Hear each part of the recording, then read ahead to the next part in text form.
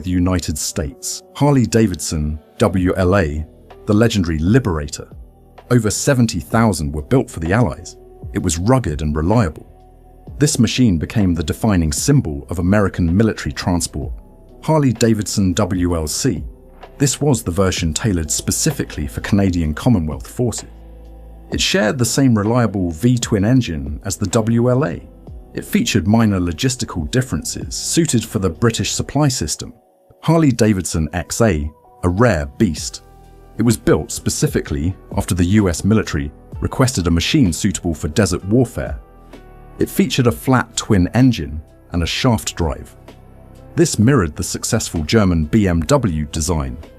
Only about 1,000 were ever produced. Up next, Harley-Davidson UA, an older, heavier model, adapted for auxiliary military police duties. It was often used for heavy towing tasks. It retained the massive 1,200 cubic centimeter capacity. This made it a powerful, though slower, runner. Up next, Indian 741B, Indian's primary contribution to the lightweight solo effort.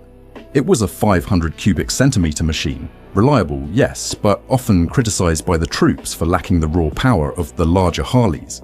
Indian 640B, this machine was a military version of the famous Indian Scout. Unfortunately, it was developed quite late in the war. It was robust and powerful. It was actually considered superior in performance to the Harley WLA, but quantity was limited. Next, Indian 841, another design responding directly to the German shaft drive concept. The engine was mounted longitudinally. This helped keep the motor cool in hotter climates. It proved highly effective during testing, but production was eventually cancelled due to standardization efforts. Indian 340B 344. These were heavy-duty sidecar combinations. They were often based on the iconic Indian Chief model. They were used extensively by British and Commonwealth forces for reconnaissance and heavy payload hauling. Up next, Cushman Model 53 Airborne Scooter. This was the tiny airborne scooter designed specifically for US paratroopers. Nicknamed the Cushman, it was designed to be dropped up layout, one wheel in front and two in the rear. It offered good stability but was complex to maintain. Now let's look at Italy. Moto Guzzi Alcer, nicknamed the Elk. This was the primary heavy 500 cubic centimeter motorcycle used by the Italian army throughout the conflict. It was known for its robustness and characteristic transverse single-cylinder engine. Moto Guzzi Trials, a three-wheeled military adaptation of the Alce design. It was essentially a motorized tricycle truck. It was heavily used for transport duties, especially on the difficult terrain of North Africa and the Eastern Front. Benelli 500 VLM, a sturdy Italian 500 cubic centimeter single-cylinder motorcycle. It saw significant service not only with the Italian forces, but also with the Wehrmacht after the Italian armistice in 1943. Galera LTE 500, another core 500 cubic centimeter single, used by the Royal Italian Army. The LTE was designed purely for utility and military service. It was prized for its durability and arduous campaigning. Galera Marte, Galera's heavy military bike. It featured a boxer twin engine and a shaft drive. This made it Italy's attempt to match the advanced German BMW and Zundap sidecar concepts. Volografo Iamoto 125, a tiny folding paratrooper motorcycle. This was Italy's answer to the British Wellbike. It was small enough to be carried by one soldier and was intended for rapid reconnaissance behind enemy lines.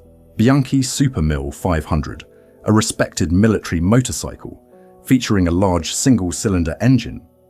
Bianchi was a key supplier to the Italian armed forces. It provided reliable transport throughout the North African and Balkan campaigns. Certum 500.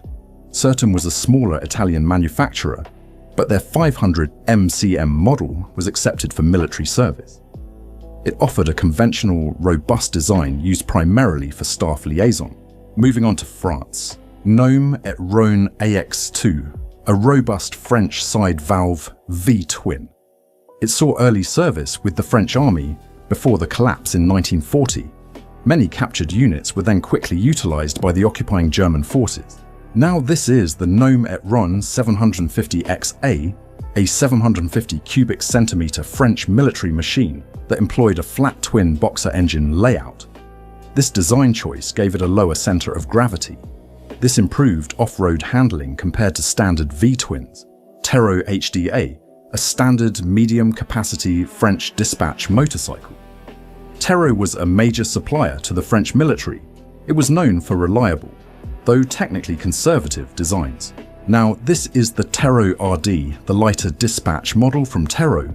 It was a nimble single-cylinder machine used extensively for courier and light scouting duties before the fall of France. Now, this is the Peugeot P107. The robust P107 was a popular medium-weight military motorcycle from Peugeot. Like many French machines, it ended its wartime career wearing German camouflage after capture. Then, Peugeot P112, Peugeot's contribution to heavy military transport. This was a 500 cubic centimeter twin-cylinder machine. It was capable of handling sidecar attachments for heavier duties and staff transport. René Gillet, Type G1, one of the largest motorcycles adopted by the French Army, displacing 750 cubic centimeters. It was primarily deployed as a powerful sidecar combination for reconnaissance and support units.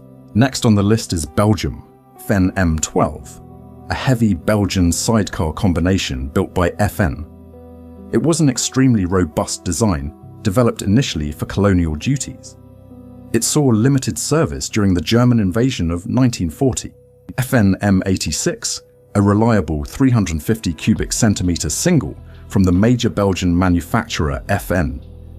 It served as the primary dispatch and courier bike for the Belgian military during the pre-war period. Gillet Herstal 720AB, a 720 cubic centimeter Belgian flat twin machine.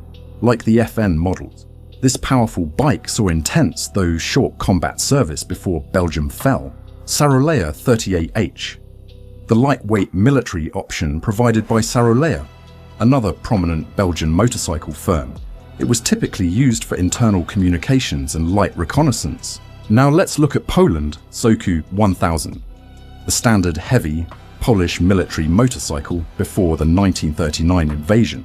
It was a massive 1000 cubic centimeter V-twin. It was renowned for its tough build quality and its ability to operate sidecars. Next, Sokół 600 RT, the medium-capacity Sokół introduced shortly before the war. This bike was agile and served as a quick reconnaissance vehicle during the defense of Poland against German invasion. And our last category is other nations. Monarch Albin M42, Sweden's key military motorcycle, designed specifically for their neutral forces. It was a robust 500 cubic centimeter machine, engineered specifically to handle the severe Scandinavian winters. Condor A580, the standard motorcycle of the Swiss Army during the war. It utilized a side-valve boxer engine. It was built with extremely high-quality standards to withstand rugged mountainous deployment. Universal A1000, a large 1000 cubic centimeter machine utilized by the Swiss Army. Its powerful boxer engine made it suitable for heavy sidecar hauling and patrol duties on challenging alpine roads. Mere Jap, a motorcycle built in Hungary, often utilizing British JAP engines.